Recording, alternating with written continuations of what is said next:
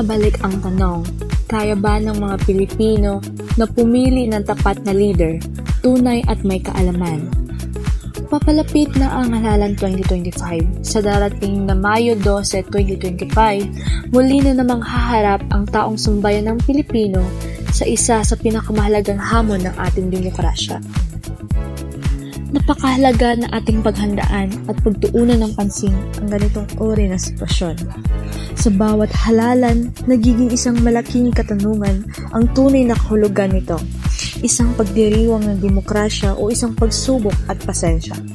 Ang halalan ay nagbibigay sa bawat mamamayan ng pagkakataong makapagpapahayag ng kanilang boses, makapagpili ng leader na kanilang pinaniniwalaan, magbibigay ng solusyon sa mga problema ng ating bansa. Ito ang pundasyon ng ating demokrasya, ang pagkakataong makapagdesisyon para sa ating kinabukasan.